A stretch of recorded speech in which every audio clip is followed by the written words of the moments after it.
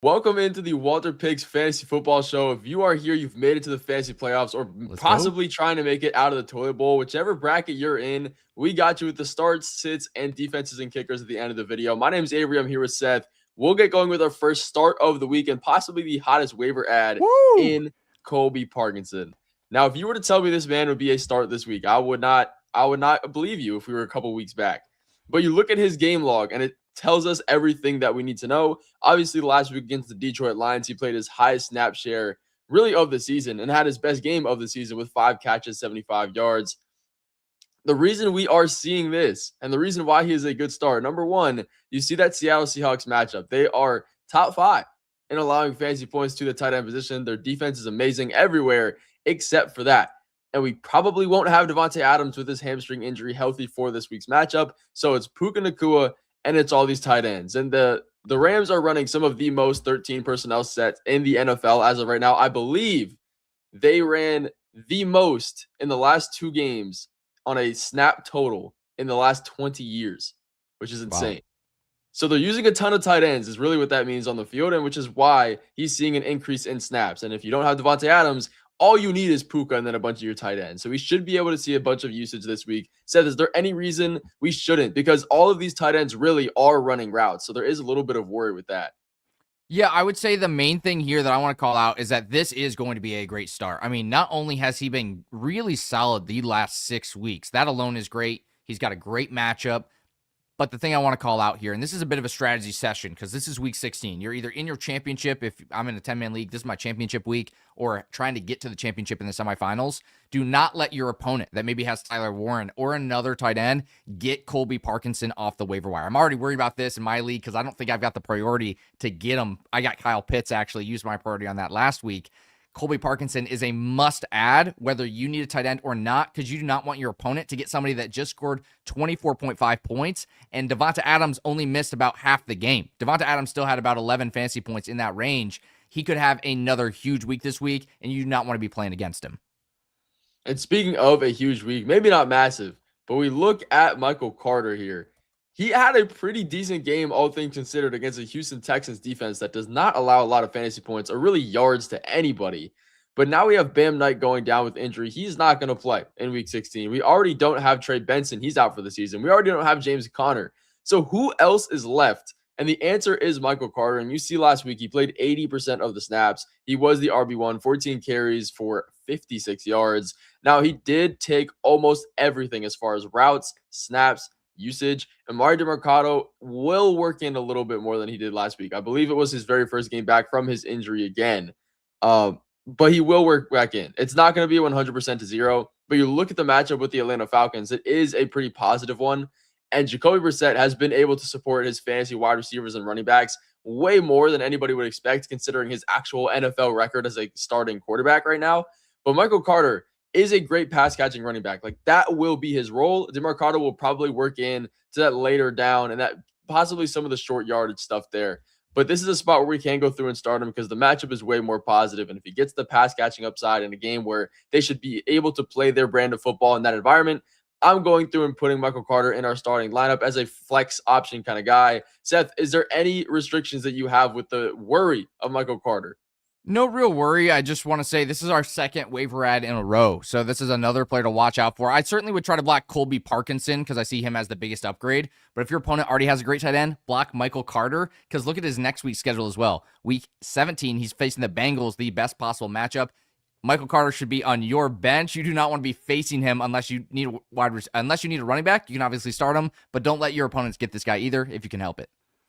And I guess we can go 3 for 3 because technically Jaden Reed is available in some waiver wires. And if he That's is, true. he also needs to be a priority for you. Scooped But up. either way, last week against the Denver Broncos, we all know one of the better defenses in the NFL. He had, I believe, 10.5 fantasy points. Not And he bad. only played 65% of the snaps. Now, the issue with all these Packers wide receivers is that there's so many. We have 5 receivers working in this group.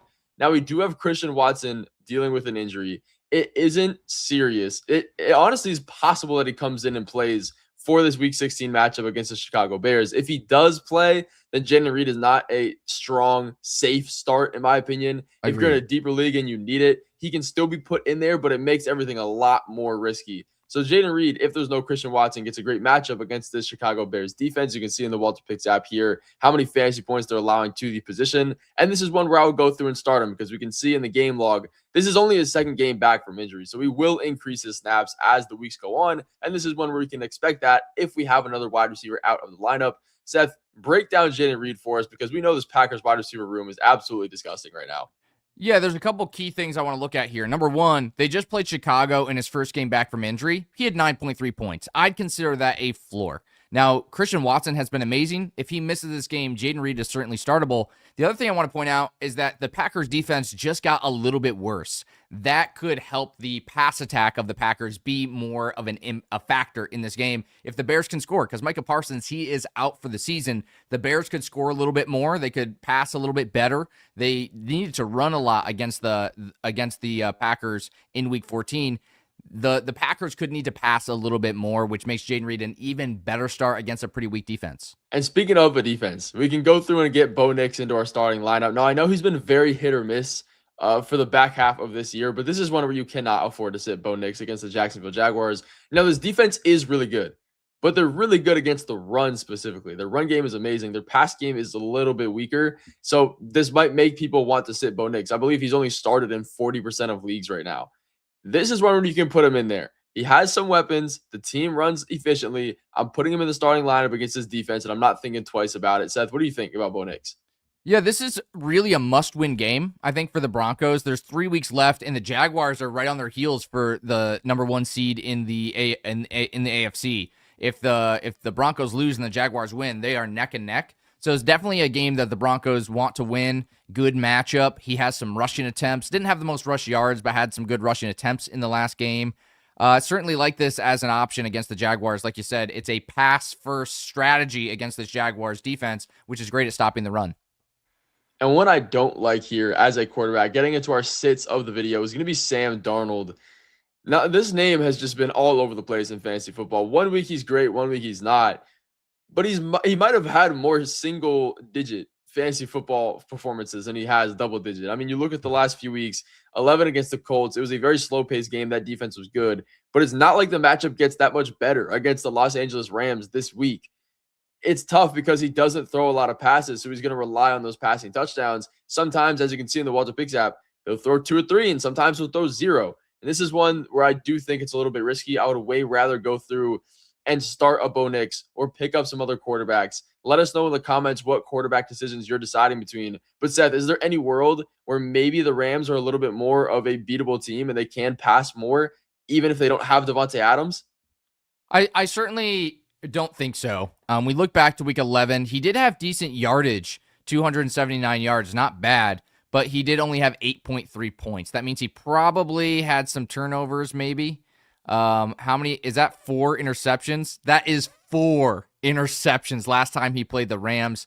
Sam Darnold has been struggling. We also saw Minnesota after that Rams game kind of show how to take away JSN. They did a great job. JSN has not been, he's had some good games since then, but maybe not as great as he was to start off the season. Teams are starting to figure out this Seattle Seahawks team. And you saw them play the Colts, a game they were supposed to dominate, and they ended up winning with Myers kicking all 18 points, I believe. He had 6 field goals to beat the Colts. So the Seahawks are definitely losing a little bit of their steam, and the Rams, they're honestly picking up. They just crushed the Lions. I mean, it was a closer game, but that offense dominated. Forcing Sam Darnold to pass is a problem, as we saw 4 picks last time. So I certainly would not start him, especially with people like Bryce Young, who's been a little bit more consistent, J.J. McCarthy, who's got a great matchup against the Giants. Those guys are on waivers in over 75% of leagues. There's no reason you have to start Sam Darnold. And I'll leave this next one to you, Seth, because you are the Steelers fan. You see the jersey guys on Seth. So what do we think about Jaylen Warren? All I will add is this matchup is insanely difficult. The Detroit Lions, I believe, are allowing the number 1 least amount of fantasy points to the running backs. Seth, take it away. Tell us exactly what the deal is with Jaylen Warren, because a lot of us have him on our roster right now. Yeah, he's certainly a player that, like we've seen here, even the bad weeks, 8.7 points, 8.3 points. Those are his 2 worst weeks of the season. He did have 7.8 points this week against Miami. So if you're like, hey, 8 points against my opponent plus some touchdown upside, I'll roll with that. That's fine. But I will point out, like you said, Avery, Really difficult matchup against the Lions. And I have to highlight Kenneth Gainwell. If you guys watched that game against the Dolphins, Kenneth Gainwell was out there making some plays. He's used heavily in the reception game, and he looked great. He had some great runs as well. This is no longer a lead backup back situation. It's really a committee in Pittsburgh with Kenneth Gainwell. Kenneth Gainwell has been great. He certainly has earned his opportunities. As a Steelers fan, I like having both these players, but as a fantasy football manager, it definitely makes things difficult. So heading into this week against Detroit, I would not start Jaylen Warren, personally. They're going to need to pass a lot, probably, with this Detroit Lions high-powered offense. That's going to lead to some Kenneth Gainwell. Of course, Warren could still have a good game. He had three catches in this game. Not bad. He does have a really safe floor, but the ceiling is just not there with Kenneth Gainwell taking so many touches. And if we're talking about ceiling, possibly the complete opposite of that is Ashton Jeanty. And guys, this is probably going to be the toughest start-sit decision because I looked in Sleeper today. 89% of people are starting Ashton Jeanty in their lineups right now. Wow. And you see the last few games that he's had. He hasn't gone over 10 fantasy points since week 13. It's so up and down for Ashton Jeanty. He doesn't get an insane amount of pass catching upside either, which keeps his floor a little bit low. But you see this week's matchup against the Houston Texans. This is not a good defense, or this is a good defense. It's not a good matchup. This is not something where I want to test my luck with Ashton Jeanty. Now, maybe in week 17 versus the Giants, but you can see his touch total. 9, 10, 15, 17. It's not the elite workhorse level usage that we were seeing before, especially if we don't have Geno Smith back in this matchup. Seth, are you trusting Ashton Jeanty, even though the high draft pick, the name capital? What are we doing with Ashton Jeanty this week? I certainly would leave him on the bench if you can. Houston is in must-win territory as well. I talked about the Jaguars close to the Broncos earlier in this video, but the Texans are on the heels of the Jaguars for that division. Certainly a must-win game for the Texans. And if you're the Texans coach or the Texans organization, who do you need to stop to win this game? We need to stop Brock Bowers, right? And we need to stop Ashton Jeanty. Both those guys are closer to the line of scrimmage guys. You are going to put the safety back, not give up the big play. But both the guys you need to stop are around that line of scrimmage. Rushing the passer can force Bowers into more blocking situations. Having a crowded box can force more blocking. So you're stopping Bowers and Jeanty at the same time. That's a recipe for disaster for Ashton Jeanty in your fantasy football lineup. And speaking of a disaster, possibly the worst news we could have gotten from this week was Patrick Mahomes being injured. And this entire situation makes Xavier Worthy such a risky play this week. I personally do not trust Gardner Minshew to get the ball to him, especially when you have the safety blanket, which is Travis Kelce, and the check down guy, which is Rashee Rice. You can throw some screens to and not have to worry too much and do too much. But Xavier Worthy gets a decent matchup this week against the Tennessee Titans. Like, that's not why we're sitting him. It really is the team situation, the target competition, and will he get the ball? Now, last week he did leave the game early, so we can't take his numbers too much out of what it was. But you can see for the past month, really the entire season, he hasn't really gone over 3 or 4 catches a game. Maybe 3 times this year he's done that. And this is not a spot with a backup quarterback. This game total is probably insanely low. I haven't looked at it, but I doubt there's that much upside here. Seth, are you trusting Xavier Worthy? I will say 2 things here. That Rashee Rice was out when he had those games above 4 catches. So you're 100% right, Avery, that with the current offense, he really hasn't been super involved. But I will say I am intrigued a little bit just because this Chiefs team is probably going to look a lot different than it has recently because they're out of the playoffs. They're probably going to give some guys some additional run, like we may see some Brashard Smith, Xavier Worthy, maybe a guy that's like, hey, we haven't gotten this guy going all year. Maybe this is our opportunity. Now, is that a risk I want to take in the fantasy playoffs? Absolutely not. But I would look at my matchup and be like, there is absolutely no way in the world I beat my opponent. His team is stacked to the gills.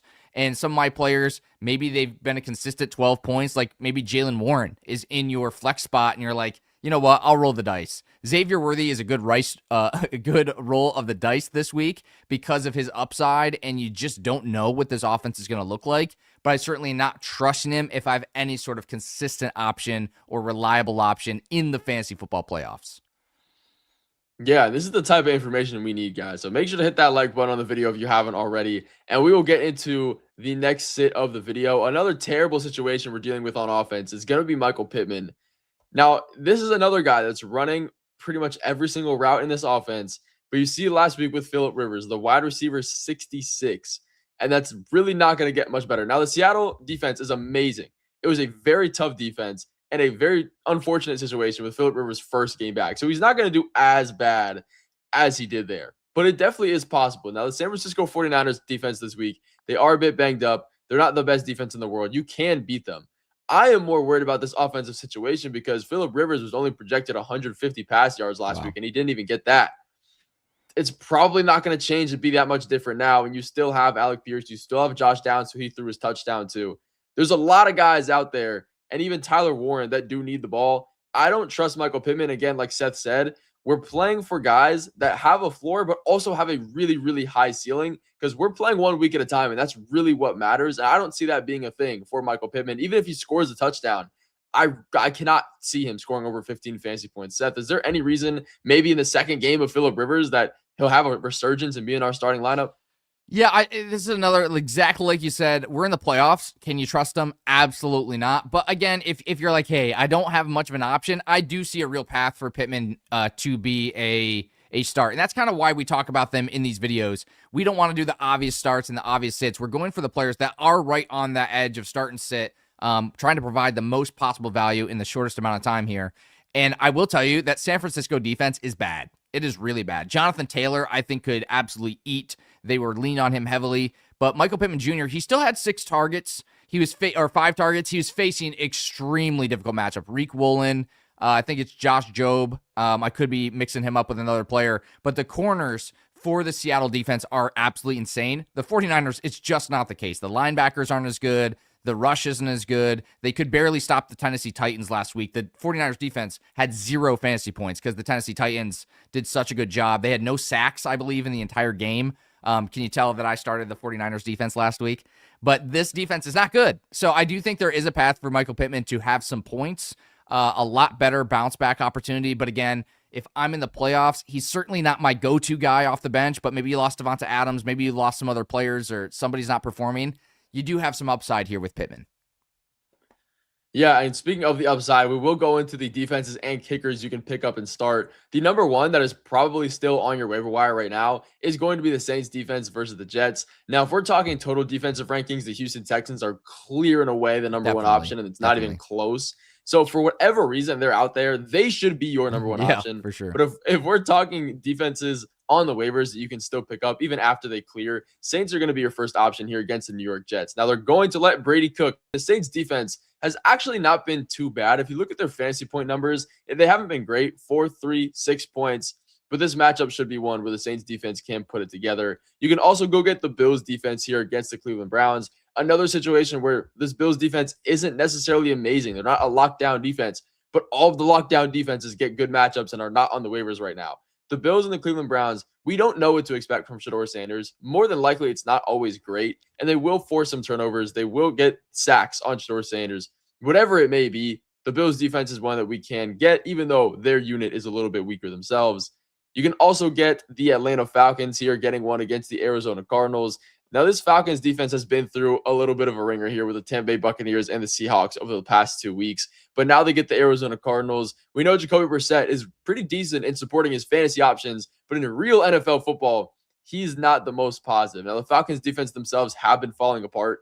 AJ Terrell has not been locking down corners like he has been in the previous years. But again, given the matchup and given what's available on the waivers, they are still one that are top 10, and I would trust this week. We can also go get Eddie Pinheiro, the kicker, and he gets a matchup against the Indianapolis Colts. Now, the 49ers offense have been pretty decent, but the Colts defense is pretty good. We saw what they were able to do against the Seattle Seahawks. So it's one of those situations where they're going to generate some offense. And if they don't end up scoring in the red zone, that's even better for us because it leaves some field goals instead of extra points, which do matter more. We can also get Will Reichard. We've seen that the Vikings have been able to put up a decent amount of points over the past few weeks. And now they get a positive matchup against the New York Giants, which are really not stopping anybody. They're allowing some of the most points to kickers because their defense is just allowing a bunch of scores. And again, if they don't happen to score in the red zone, they can get more field goals and extra points That way, we can also get Riley Patterson against the Cincinnati Bengals. This defense is really not stopping anybody. So we know the Dolphins are literally the kings of not scoring.